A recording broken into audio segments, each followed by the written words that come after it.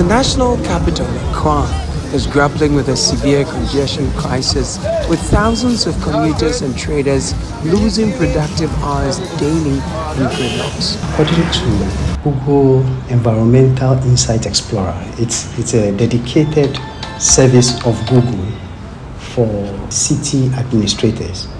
We have almost about 2 billion trips a year into the CBD of Accra, not 2 million. And you are looking at an area of 21 square kilometers that has inbound traffic about 2 billion a year. In a typical day, I think it's almost about 200,000 inflows of vehicular traffic. That was Alex Johnson, head of the Department of Transport at the Accra Metropolitan Assembly. The situation worsens during the Christmas season as the city faces an influx of people from all over the world. Estimates suggest that congestion in Accra Central Business District causes average delays of 2 to 3 hours daily, with some commuters enduring up to 5 hours in traffic. Beyond traffic delays, additional time is lost as shoppers like Ekosia, not a real name, search endlessly for goods in the chaotic CBD. I see you're sweating along. How long have you been in town? For like 2 hours. 2 hours. Give me an idea where you've been to and what the experience has been like. Actually, I have a wedding tomorrow, so I came to get a shoe for the wedding. And I'm not even getting what I want, even though this place is congested. But then, and I'm not sure they can also stop vehicles from using this side. The CBD, the epicenter of Accra's commerce, has become a source of frustration to many. How many hours have you spent here today? I'll say 5 hours. Did you get all you wanted? No. How was your movement like? Did you like it? No. The road was not easy to pass, yeah. I came here since 11 o'clock and I'm now going home. I came to get my brother's things for school. How's the experience? It's very tedious, but since you need something, you have to come and get what you want to buy. So. The chaotic nature of the area was starkly illustrated 3 months ago when a fire engulfed a building filled with shops. Despite the fire service being nearby, access to the scene was delayed due to the congestion. A trader, speaking anonymously, described the frustration of working in such conditions. I was here. I was at the shop actually when I heard the call. Someone called me that the building was burning.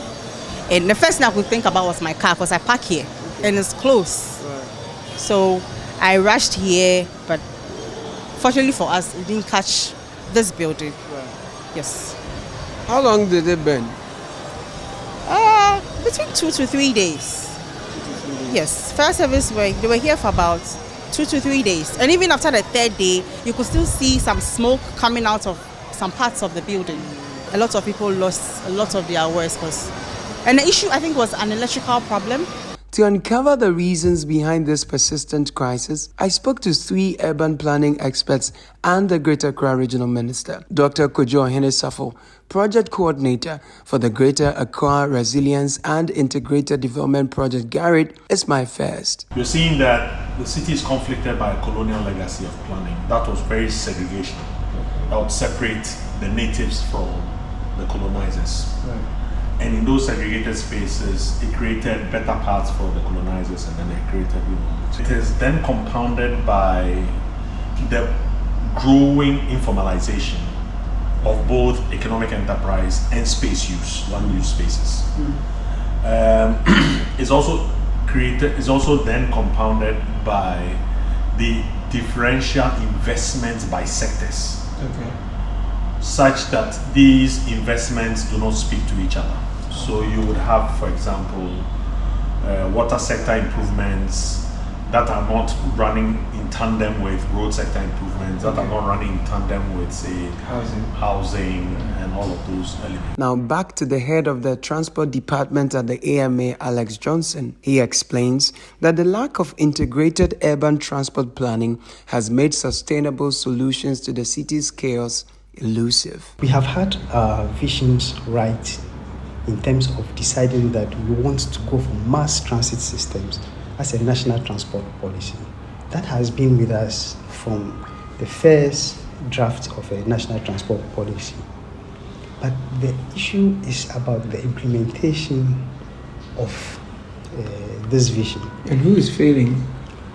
I think it's a systemic failure, right from national systems to local administrative management systems. Desmond Appiah is country lead for the Clean Air Fund. He believes Ghana's failure to coordinate and consistently execute development resolutions is to blame. Accra has always been a very commercial-oriented town. You see that right in the center of Accra, there are about 4 or 5 markets, big markets. I mean, you have Makola, you have Okanshi. So it's a congregation point. And then if you see, the ministries are also virtually in the center of Accra. And so there is a lot of movement into Accra. And I think the records show from the dormitory cities around us, Kaswa, Madina, there's close to 2 million people that move into the center of Accra each day.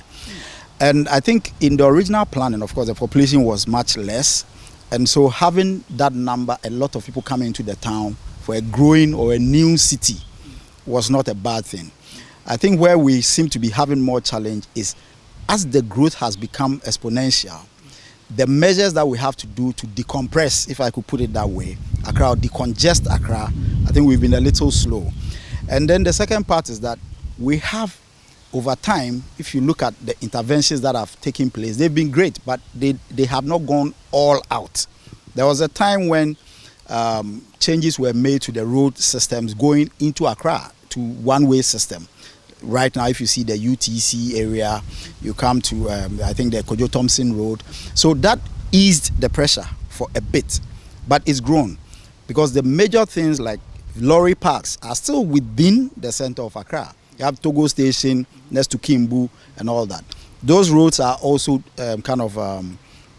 it's a two-way roads around there.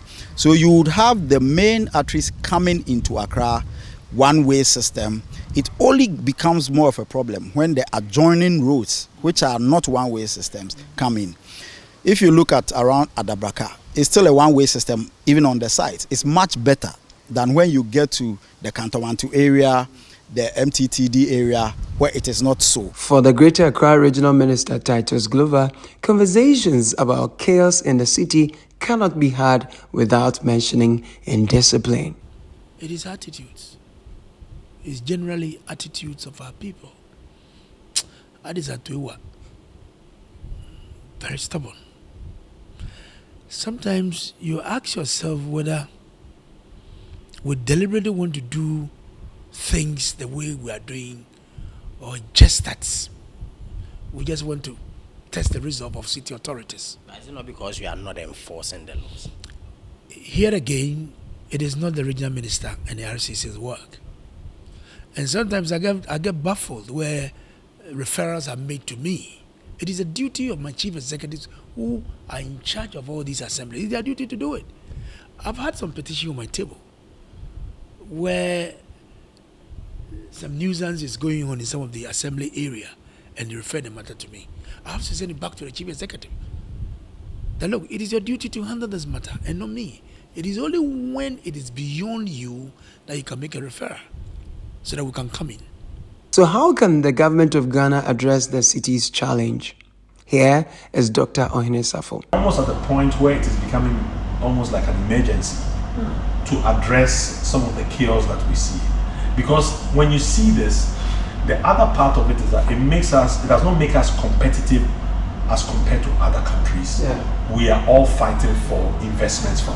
Yeah. If I'm an investor and I come to Accra, and it's going to take me 1 hour to do, let's say, a 2-kilometer walk or drive. From Kudah to Kantamanto. 2 kilometers at the most. And it takes me 2 hours to do that. And when I go next door to your country, and it will take me less than 10% of that same time, it's a more efficient use of my time, and therefore a better way to invest. And all of these impact on our prospects for employment, our prospects for enhanced environmental services or ecological services, the benefits of good air to breathe and all of that. So it's a hydra-headed problem, but the solution has to be systematically done. It just requires strong leadership. It requires that somebody who appreciates all of these nuances and is able to, practically lead the change. For Alex Johnson, local government authorities must be empowered with the necessary tools and autonomy to carry out their mandate. In most of Africa, you hardly find a local government administration that has decentralized its transport planning activities. Ghana, we have done that. So at least we have decentralized, and the local government system has a transport department. But on top of that, if you looked at how this type of responsibility is expected to be administered at the local level, it comes with a lot of support for financing for infrastructure from the local government administration. So what it means is, through our permitting activities of local public transport services, we are able to identify need areas. For instance, sections of roads where congestion is severe. The local government system can identify that more quickly than a regional or a national system. So on top of that, if you want to undertake any form of, let me say, local actions enforcement, most of the times congestion issues may not necessarily be failure of infrastructure, but they can be negative use of the infrastructure. So the enforcement process is closer to the local government system to make sure that now if you have trotros congregating in a certain section of a bus stop and try to use bus stop locations as loading points, that is totally unfavorable for the infrastructure. Desmond Appiah holds a radical view. The structure of the businesses that happen in Accra means that more people will continue to go into Accra. But should it be a pedestrianized zone, or should we be having the conversations of the modes of transportation within a certain part of Accra to ease the pressure, or we continue to have every vehicle still going into Accra? You even have buses going straight into the center of Accra. That makes it more difficult. You have trucks, the loading and offloading times within the center, even around the emergency zones like the fire service area. You still have vehicles that are parked there trying to load to get things to the other side. So I think it calls for a conversation, but that conversation should be premised on the changing nature of Accra. Time has changed, times are changing, other parts of the world are making those changes, and we need to be realistic about the things that we need to have Accra Central look like, so that it can ease the pressure, improve the quality of the air, improve the health opportunities, walkability, different kinds of things that we can potentially. We like dealing with these issues like piecemeal. We do it to a point and then we leave it. We do it to a point and we leave it.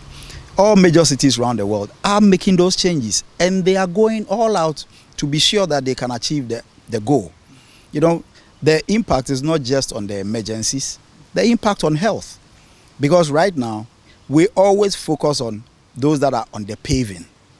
That's where every time we talk about decongestion, we talk about only those that are on the paving. And we say when we clear the paving, then the vehicles flow.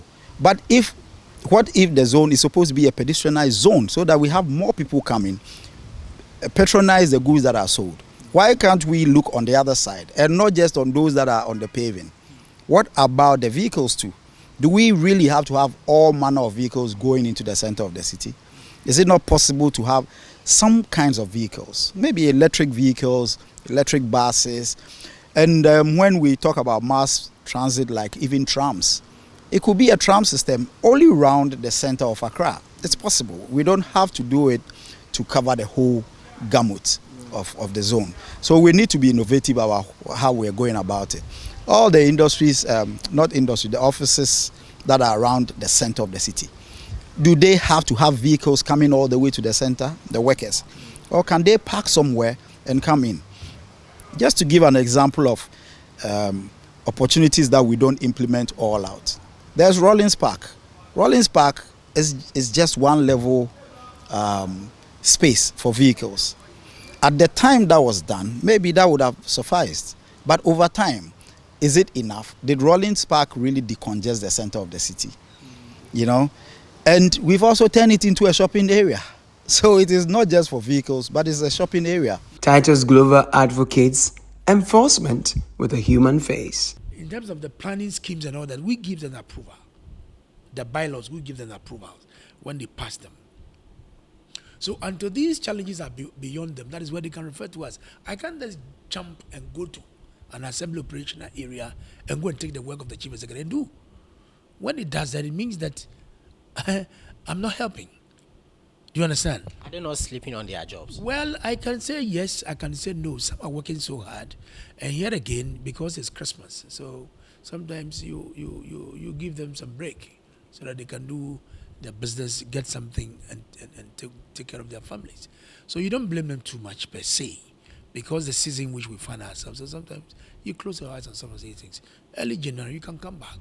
And I believe, like I said, in dialogue, the assembly must send a team led by the chief executive to go engage the people. You see, when somebody does wrong and you speak to the person in a way the person will accept that what I'm doing is wrong, than to making the buga way, it doesn't help. But when you take your time, explain to them that, look, where you are, you're in the middle of the road. Your safety is more paramount. Why don't you go back, allow the vehicles to apply? If somebody want to come and buy, they'll come to you. It's congested out here, but it gets worse by Christmas time. For a largely informal economy, city managers have a huge challenge managing the congestion. But how do we create a less chaotic, less congested central business district without depriving the largely informal sector workers of their source of daily bread? That's a big question that requires urgent attention for managers of the city, for all their safety and health considerations. For Channel One TV, I am Caleb Kudah.